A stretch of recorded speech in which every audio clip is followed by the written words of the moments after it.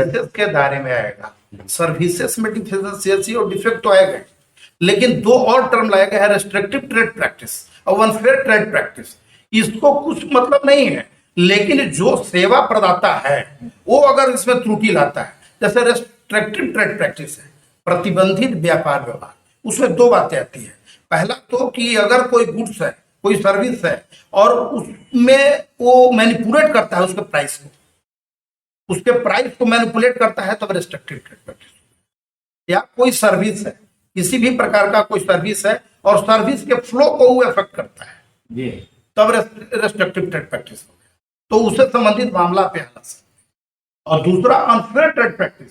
Unfair trade practice से संबंधित जितने भी क्लाउजेज हैं, उसमें पहला क्लाउज बताता है भाई फॉल्स रिप्रेजेंटेशन करता है। कोई गुड्स का कोई सामान देता है और बताता है कि गुणवत्ता ये है, इसका प्राइस ये है, इसके क्वालिटी इतना है, ये काम इतना करेगा, ऐसे करेगा, अब फॉल्स करता है तो that comes under unfair trade practice, जो कि अनफेयर ट्रेड प्रैक्टिस में आएगा और उससे संबंधित आप मामला यहाँ सकते हैं। कोई बेटिंग करता है, कोई लुभावना बात करता है, ग्राहक को चारा डालने वाला कोई बात बताता है कि हमारे पास ये सामान है, इसका स्पेसिफिकेशन ये है, इसका क्वालिटी ये है, इसका काम ये है, आपको लगता है कि बहुत अच्छा है। इसमें बहुत इंपॉर्टेंट केस अभी बताए कि तारा होम्योपैथिक एजेंसी सुप्रीम कोर्ट का ही कहा हुआ है, तो उसमें कहा कि कोई लगाता है, बेटिंग करता है कि हमारा तेल का होम्योपैथिक दवाई का इस्तेमाल करेगा तो गंजापन खत्म हो जाएगा, बाल नए नए उग जाएंगे और उग जाने के बाद सब घने हो जाएंगे और आपका गंजापन समाप्त हो जाएगा।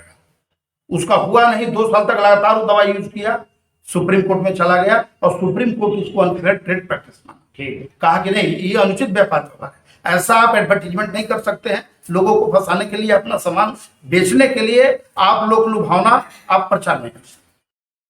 तीसरा तरह का अनफेयर ट्रेड आया, आप किसी भी तरह के अवार्ड, प्राइज, गिफ्ट देने का बात नहीं कर सकते।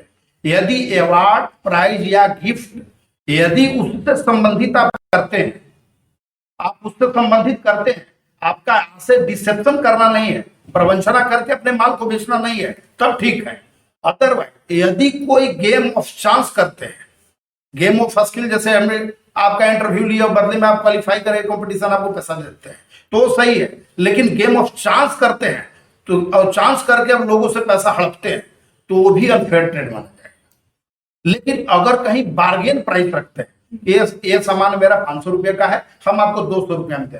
उपभोक्ता जागरूकता अभियान कहें या दिवस के उपभोक्ताओं के हितों की रक्षा के लिए न्यायालय।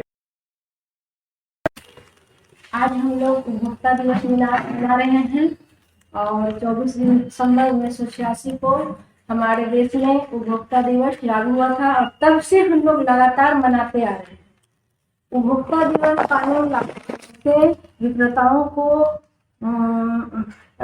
विक्रेता लोग सावधान हो गए हैं, क्योंकि उन लोगों को डर है कि अगर हम लोग विक्रेता को सामान गलत देंगे, ठगेंगे, तो हम लोग को कंज्यूमर कोर्ट में, उपभोक्ता फोरम में केस हो जाएगा और उससे हम लोग फंस जाएंगे।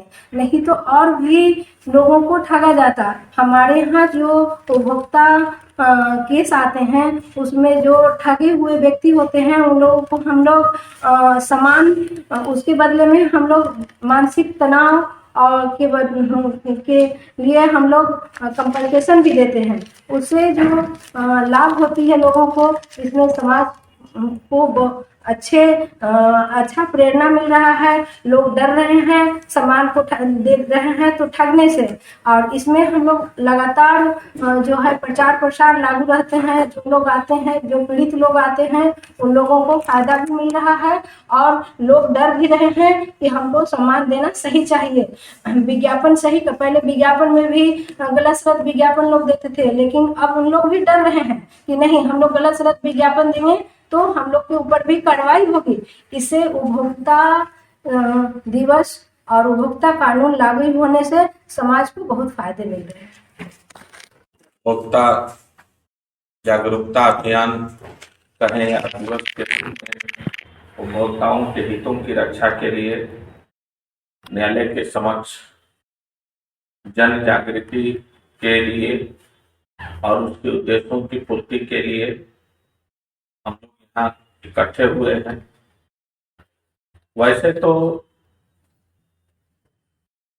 अमेरिकी राष्ट्रपति के द्वारा जॉन एफ कैनेडी सर के द्वारा चुनने का जो अधिकार दिया गया था, लाया गया था, हम उस मामले में हम 1986 में हमारे यहाँ इसको पटल पर अमल जामा पहनाया। और फिर अगर हम विश्व की बात करें, संयुक्त राष्ट्र संघ की बात करें, तो वहां भी संयुक्त राष्ट्र संघ में भी उपभोक्ताओं के हितों की रक्षा के लिए विवेचना की गई और विश्व स्तर पर भी उपभोक्ता दिवस मनाने का निर्णय लिया गया या मनाया जाता है। उपभोक्ता आज पूर्ण प्रतियोगिता का युग है। इस प्रतियोगिता में भ्रामक विज्ञापन आते हैं समाज के सामने, लोगों के सामने।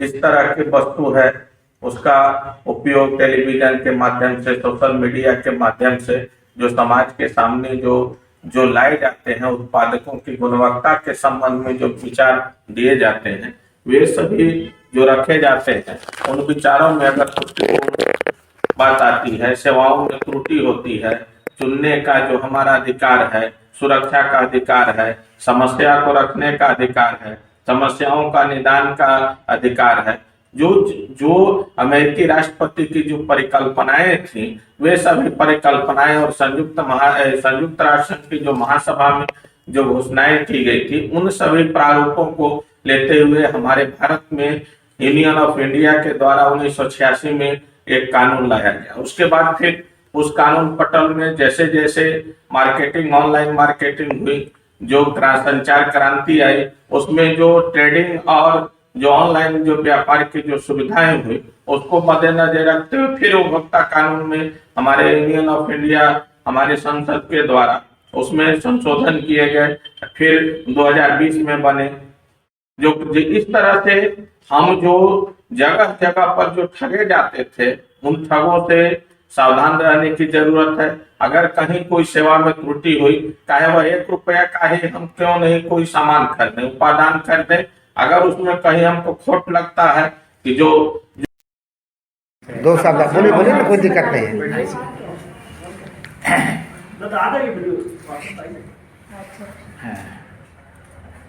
उपभोक्ता दिवस, राष्ट्रीय उपभोक्ता दिवस समारोह 24/12/2022 को भी हम लोग मना रहे हैं। दरअसल यह राजीव गांधी पूर्व प्रधानमंत्री द्वारा 1986 में लाया गया था, और उसके बाद उस वक्त तो थोड़ा कम मात्रा में था, उतना जागरूकता नहीं थी, लेकिन केस होने से, या हम भी किसी केस में 2 कंपनी का हम रिप्रेजेंट करते हैं, मैक्सिमम हम चाहते हैं कि सेटल हो जाए। और यहाँ प्राइमा फेसी अगर कंप्लेंट ही गलत है तो ऐसा उपभोक्ता दिवस का ये मतलब नहीं है कि जो आप केस कर दीजिएगा तो मिलबे करेगा। हाँ, जेन्युइन है, कानूनता है तो मिलेगा।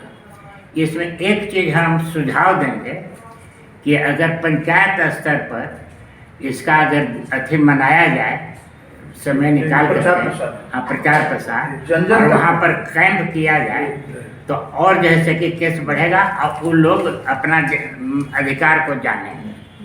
ये पहला मेरा सर पंचायत स्तर पर वहाँ के मुखिया सरपंच को बता करके और ट्रिप बनाया जाए, उसमें 2-4-5 वकील भी जाएंगे, आप लोग भी रहेंगे, तो और तो सब। धनंजय जी जो मुख्य रूप से नेशनल इंश्योरेंस और भी कई कंपनी के अधिवक्ता हैं, तो इनका कहना है कि अगर इसका व्यापक प्रचार प्रसार अगर किया जाए, बुद्धिजीवियों को जोड़ा जाए, स्वयं सहायता समूहों को जोड़ा जाए, तो इससे जन जन तक लाभ पहुंच सकता है।